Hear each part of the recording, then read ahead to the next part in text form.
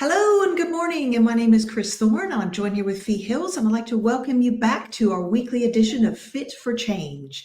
Now, this week on the Fit for Change Live, we're going to be discussing the 3 keys to individualizing learning. We're going to be building on some of the concepts that we've been digging into over the past few weeks in terms of some of the paradigm shifts that we need to make if we truly want to embed transformation. Now, we're going to take you through a 3-step process today to help you understand how to create balance, how we've constructed our AI concept pyramid, and how we create journeys. Now, as we take you through these shifts, really what we're doing is we're documenting, if you like, the process that we here at Mind Nudger AI have gone through in order to really to build and design not only our mind nudging platform, but also the experiential learning journeys that we take people on. So let's get to it. So if we think about creating balance, now really this is all about, consider balance, my bad. Consider balance. This is all about really a couple of things: linear versus exponential learning and creating continuous learning journeys by getting the balance right between information and transformation. And Fee, unpack for us a little bit here. What do we mean by linear versus exponential when it comes to learning journeys? Okay, Chris, hello everybody, and welcome to our Monday mornings with Chris and Fee. As she said, we're going to document what we have done, because that's the best way of sharing our journey, if you like, with you, excuse the pun. So, as Chris said, we need to consider a few things before even entering into individualization or personalization in learning design and delivery.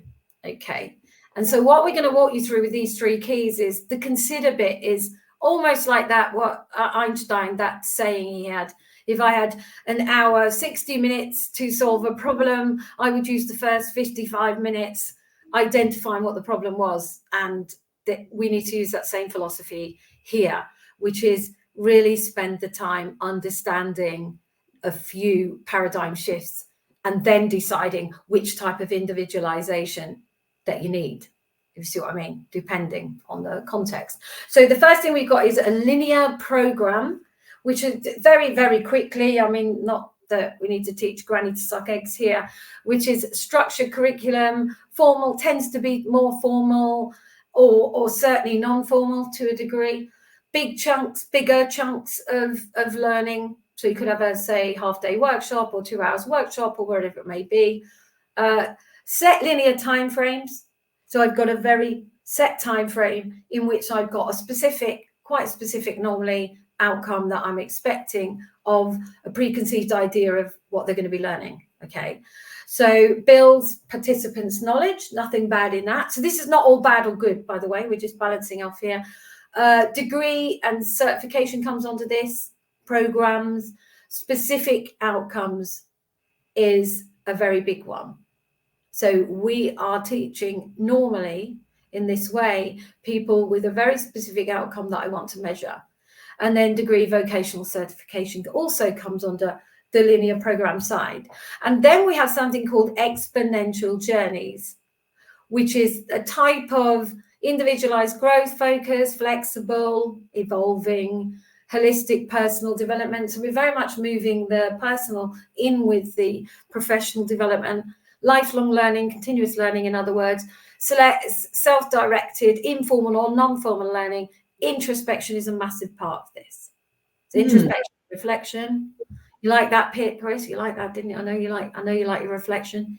Indeed, and that social element as well. You know, and some people feel, we will get in depth on this today, but I know some people might be thinking, well, but I am giving people a chance to do that on our curriculum. They do go off and they analyze or they research or they write a paper or you know, I do give them opportunities to interact with their peers. You know, why isn't that considered?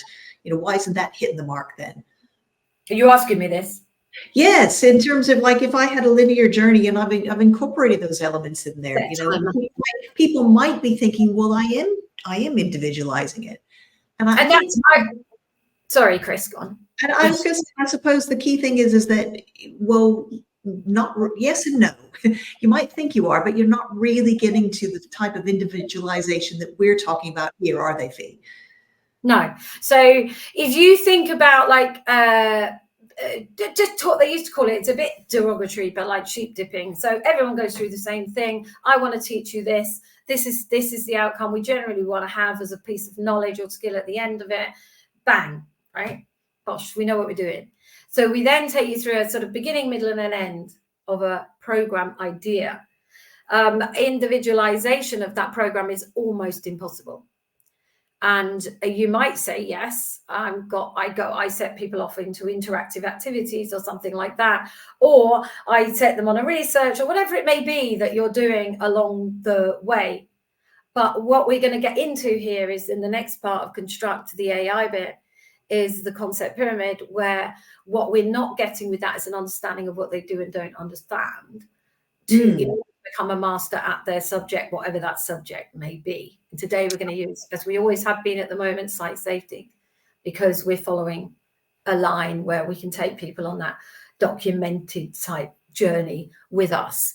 So individualization of an old style linear program is genuinely impossible, I would say. Maybe not in some subjects, but certainly in mindset, behavior change, so many leadership things, it's not going to work. I know that because we tested it. So yeah, moving on, because I'm mindful of time. With our time, we've got plenty to do here today. Is the next consideration? Yeah, well done on that. Is Monday morning again? Is for mindset and behavior change most definitely critical. Is striking the balance between, do we have to ask ourselves, do I want to inform here? Is that appropriate? More, and what balance do I want to transform? Now, when we consider mindset transformation, what we're looking to do is embed and execute. So we want to teach someone a model and make them self-aware. We absolutely do want that. That is step one of the journey. But how do we then get them to change, transform that into habit change and things like that? How do we do that at scale? So we can do that with one person quite successfully. How do we do it 10,000 different? And then how do we measure that? So in order to do that, the consideration here is, let's say I'm looking at mindset and behavior change. Then I can tell you now, just to save time, you want an inform should only be 20%. Transform should be 80%. Right now, the balance appears to be, generally speaking, the other way around. So we've got 80% inform, maybe 20% transform. And then it's still very linear. So once you go linear in an exponential world, you're in trouble, because they clash, right? So if I'm trying to develop you a linear way, but the world is moving exponentially, we are going to clash, because I'm not riding the wave and being drowned by that wave, right, of change. So in a linear way of doing this, we might say, I will teach you in a 5-day, 2-day, 3-day program. And then what I'll do is I'll do some coaching to embed it. That's still linear. Okay, so what I'm doing is saying, I'm going to teach you some preconceived ideas here and old knowledge, which is really what we want, is more new knowledge. And there is going to be some activity on here, and there is going to be interaction, which is not immersive learning. It's not experiential. It is what it is. There may be, say, interactive activities. So not a bad thing, and they certainly have their place. But when we want mindset and behavior change, we need to immerse them from day one. So the whole thing needs to be more of a journey rather than a program plus coaching. If that makes sense, because you can't embed what hasn't been done because immersed in the first place. Go on. Well, that's it, because the transformation is where people are taking the knowledge and they're actually applying it to their own scenario and finding ways to make sense of that, so that they embed it in a way that is personal to them. Yeah, so it is very complex, because if I was teaching, or we were teaching, God forbid you'd have me teaching that, flying a plane, whoa, and you're 35,000 feet up with the old pilots, and they've done too much transformation and not enough information, nah, that's a bad balance. Right, so you don't want to be in a plane with a pilot who's been through too much transformation and bugger all information. No. So when you're considering your individualizing journey before you even start, that's the sort of thing you're considering. But when it comes to leadership, and they're flying that leadership plane and they're leading people through change, you want them to be transformed, because we can't lead people if we ourselves are not the old, what was the Gandhi thing, be the change. So we need them to be the change first, right? Does that make sense? Sorry, Chris. Absolutely. Yeah. And so doing it this way helps them to become that change, really. They have to embody what they wish to then help their teams to do as well. Yeah, so it's an enlightenment exercise, is it? Well, when you're in a way teaching, learning in a learned way, like a pilot, and I'm using the pilot because it's so incredibly important, they understand things, then, you know, to them, yes, enlightenment, while self-awareness is important and all these other interactions and communication and all these soft skills are important, of course they are, they're critical. But what is critical is you can fly that plane. So that becomes the most important part. So what we're talking about today, because it's Psych-Safety, is mindset and behavior change and culture change. So we're less talking about pilots, but if you were, that would be the consideration. So the last thing about considering in terms of paradigm shift in this sort of personalization journey is, we call it habit formation, personalizing habit formation. Again, we are specifically looking at mindset and behavior change here. So if you look at the inform, don't look at this as bad or good. Do not look at this as bad, this is good. It's not bad and good. So primarily aims at informing and educating, inform. Now, the funny thing is, I was saying that, Chris, remember, the educate comes from the Latin word educare, or however they pronounce it. Yes, I remember you saying this, and it was about the education, the origin of education is it's about pulling out, isn't it? It's extracting knowledge. Whereas, you know, I've been saying is that actually what's happening in most learning programs is that we're putting in. we've got it backwards, haven't we? Yeah, well, yeah. So education has got this thing. Well, it has been built in fairness through the Industrial Revolution, so you can understand why. But you know, we've ended up with this education, which is doing the opposite to what education in the reality of human development actually means. So anyway, passive learners observe content. So I'm reasonably passive. By the way, I love passive learning in some ways. I listen to YouTube all the time. Learning off these great people. So let's, again, don't think this bad or good. Theoretical, passive, on practice, static. The big word there is static. You don't want static, right? Relevant, non-adaptive, limited. The big word there is limited, right? Sorry, Chris, go on. Well, and I was going to say, you know, and just like we've been saying is that, you know, I mean, and I'm with you. I mean, I love to consume content. I love that aspect of learning, you know, consuming that content, but that doesn't mean that it then sticks, or I can, you know, maybe I can quickly regurgitate it on a, you know, a quiz on an e-learning program or something, but that doesn't mean I've actually like got it, or I've started to master it, or even that I've put it into practice. And I think people really need support and encouragement to take the knowledge and then put it into practice, because as we know, that's where the real learning and embedding is going to happen, is in the practice and the action. Yeah, the execution, really, isn't it? Definitely. So evoke a deep-seated, the other side, transform, evokes a deep-seated change in mindset. So when you're dealing with mindset behavior change, you're definitely on that side with some information. So interactive, immersive, tailored, transformative, practical, impactful. Again, these are all keywords, but dynamic, adaptive, personalized, responsive. So if we want to individualize a journey for mindset transformation and behavior change, in other words, parts of leadership, we need to go 80-20, and we need to be thinking journey. So the key word is journey, and whatever else. What was it I just said? It's Monday. Give me a break. So the next part, and I'm mindful we've got 30 minutes. So how are we doing for time? Got my little timer here. Good. So the next part, we've got 8 minutes on construct. So remember, the second key was construct in our world.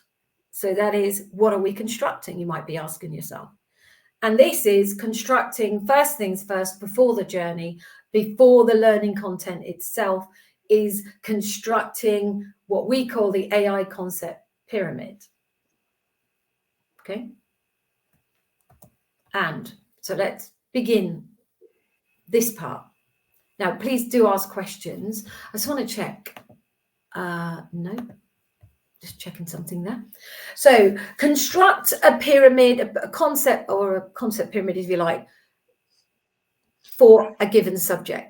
Now, how many subjects are there in the world? Like millions of them. Hundreds, thousands, millions. We would like to hazard a guess, but there are loads of subjects. We've picked off one, which is Psych-Safety, just to pick one that we could focus on and pay attention to and understand, right?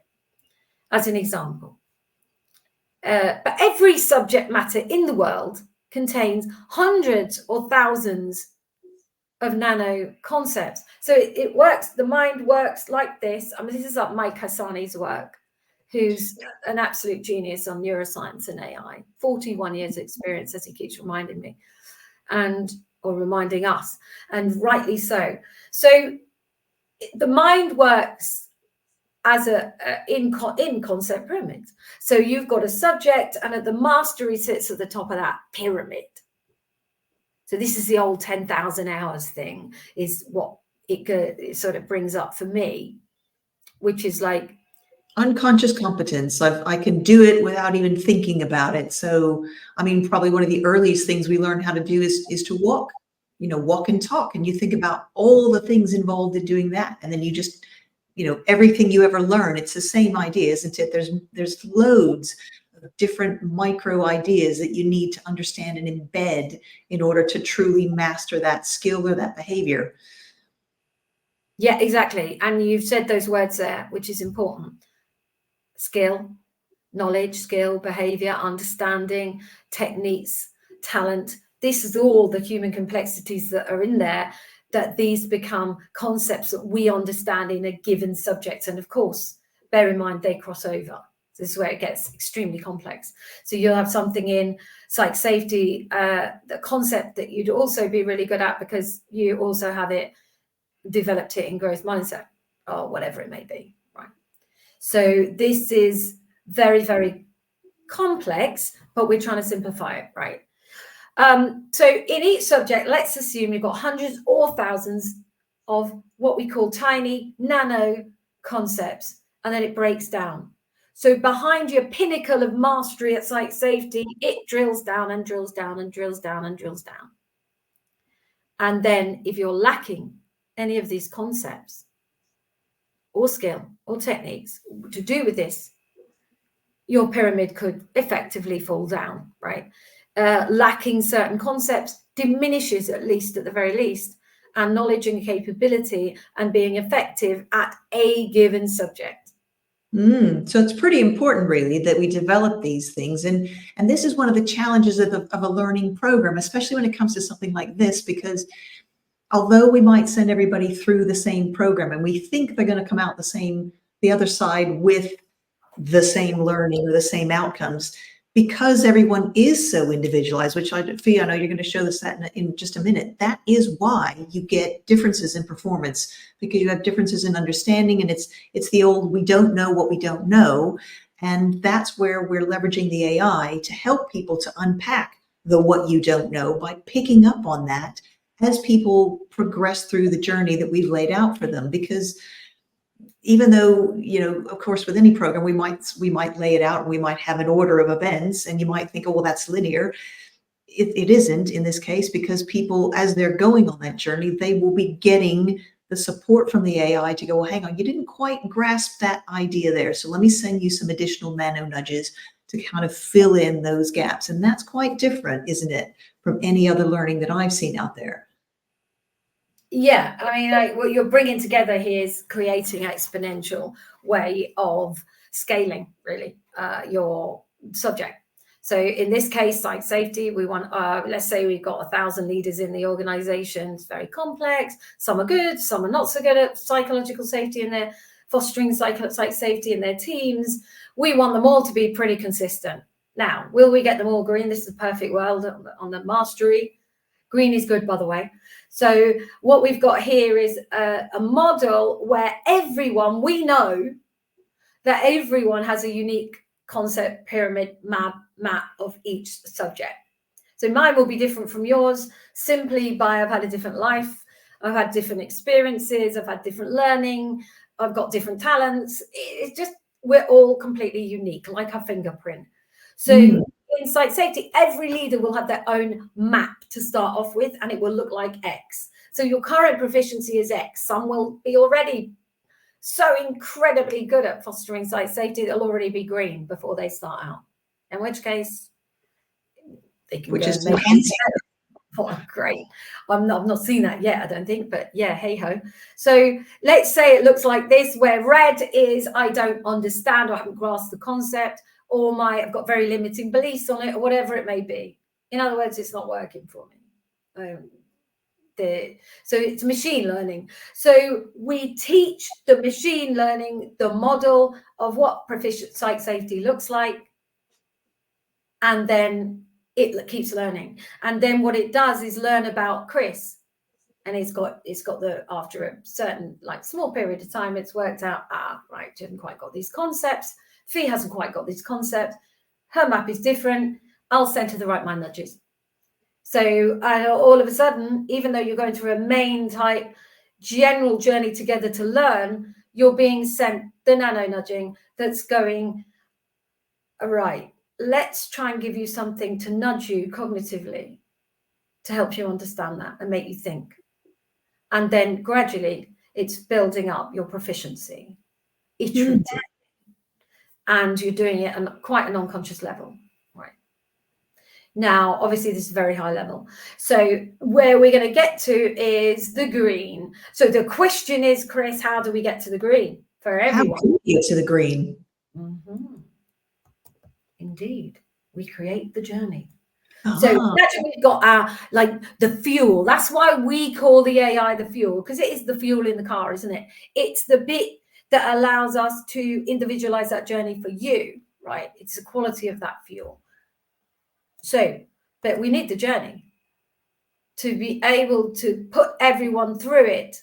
And then the AI struts its stuff and starts to be able to navigate, which is why it's called the navigator, people through that journey, how they need, with filling in the gaps that they have. So over to you, Chris, about the journey itself and creating the journey from a very simple point of view.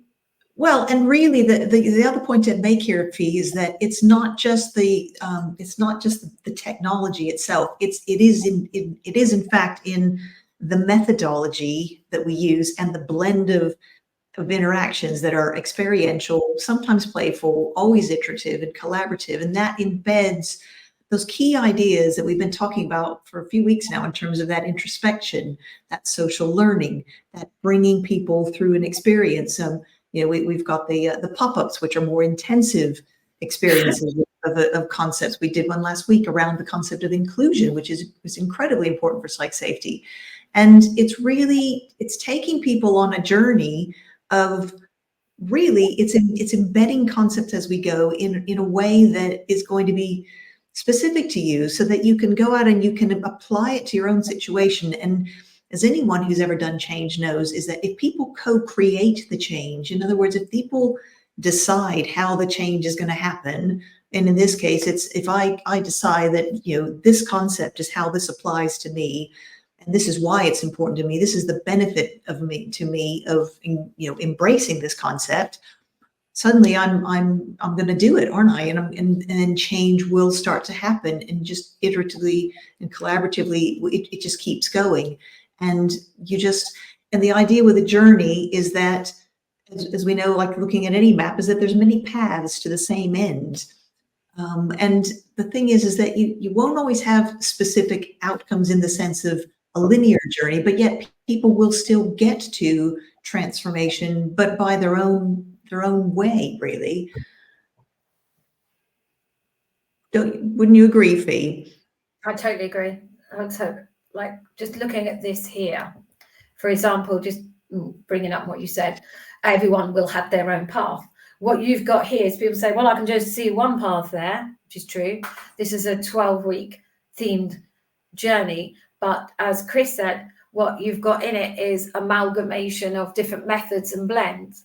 So you've got experiential learning pop-ups, which might be really quick, but they're social. And then you've got mind nudging, which is very introspective. But then what you've got along the way is being nano nudged on your individual journey. So that's where the concept even though you might look at that and think, well, it looks like everyone's going through the same concepts. Everyone's journey is actually different because of how they're going to engage with those concepts, what sense those concepts are going to mean to them, and also the additional nano nudges that they're going to get will be unique to them as well. And of course, whenever we have social interaction, that's when we're creating new knowledge. We don't want to just be regurgitating old knowledge at scale, do we? We want to bring people together, because oftentimes, learning from other people or explaining our thoughts around something to other people is how we embed that learning. 100%. So, yeah, also, remember we said at the beginning about inform versus transform. So what you've got is a transformative journey, I would say, to the point of probably 90%, actually. We call it 80-20, but whether it's 90-10 or whatever, it's somewhere around the upper point, which is, rather than being 80% information, it's 80% transformation, introspection, social learning, and so forth. So what it looks like in the end is this. This is your master proficiency. At least this is the goal. Now, the important thing here, and we must make this point, is if you want to individualize the journey, so if you want to measure the outcomes, not the engagement, but the outcomes of learning, not through assessment, but through embedding and execution to a degree, you can only do it to a degree, because after that, you've got to do it in the workplace. You need to have journeys. So this is where the program versus journey comes in. The continuous learning journey is almost the only way you can individualize learning in reality, because you want to measure it, right? And obviously, if you want to measure it, you've got to get it accurate. And to get it accurate, you need powerful analytics. So the underneath engine and fuel needs to be AI.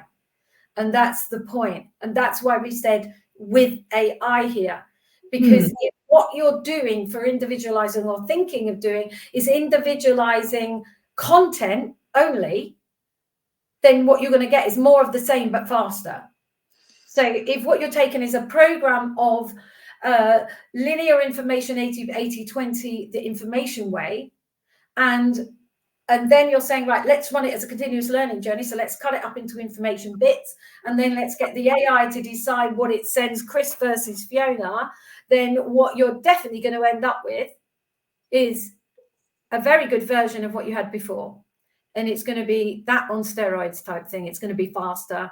And what you're going to be able to measure is how much I opened the learning. What you're not going to be able to measure is any transformation whatsoever. Which is really the whole point of any development program, isn't it? Is to actually affect change and transformation in people's behavior. Well, it is in mindset, behavior, and cultural change, Chris. So this is what we're saying. People may be looking at learning from a very technical point of view, although that still be argued you need transformation as well, but not as much. But then that is different to a degree. That is different. But you still need to be able to execute. And we need to get to more measurement on that side of execution and embedding than just on whether they interacted or engaged with our material. And did they open it? Did they do it? Did they complete it? Who cares if they didn't execute? Who cares? Who cares what you know if you don't do anything with what you know? Exactly. So, and also this big thing here is, if we want new knowledge creation, you have to individualize in a transformative way. So that is what we're really talking about. Do you know what the great thing is here? Just miraculous. We finished on time. That in and of itself is. Indeed. And Fee, tell people tell our listeners what we've got to look forward to in the coming weeks on our Fit for Change Live. Well, what we're trying to do on this, what I say trying to do, do you notice the word try? What we are doing is, obviously, we can only take you on the journey that we've been on, how we've gone about constructing these type of journeys, individualizing it. Yes, of course, we have our own platform and our own technology, but the paradigms, the concepts behind this are universal. It's something we should be looking at in all of our learning programs, because in an exponentially changing world, you do need people to develop into what we call, a lifelong learner. They need to understand how to reflect and iterate and continue to learn really on the go, because things just keep changing so fast. That's right. So what we are going to do is slowly but surely and iteratively, step by step, or as you say, inch by inch, take people on, like you did explain how we've done it. But so next week is really about, say, how do we build it in a system? What's it look like in the platform? How does it happen in reality? So a bit more practical. How do we take this journey and make it a reality on the platform? In reality. Excellent. And that's where we're going to next week, because I have been asked, actually, are you actually going to show us that? We are going to show you that, but this work needed to be done up front, because I do feel the considerations and things like that and paradigm shifts are extremely important, because it's very, very different from traditional learning, if you like. And there are thought patterns that we need to go through, and paradigm shifts, to be able to adapt and also approach things in a very different way. But having said that, we've gone 2 minutes past now. So I'm going to say thank you very much, Chris, for hosting this. And, thank you. I'm going to say thank you very much for everyone who either watches it on the recording or live. And if you have any questions, please DM either Chris Thorne or Fee Hills, or go to the Mind Nudger AI page. Follow it. If you follow it, we put in all of our material, shared learning, documentation on there. So please do go over to there and reach out. Excellent. Thank you very much, Chris. Thank you. And thanks everybody for tuning in, and we'll see you next week. I'll see you next week. Thank you.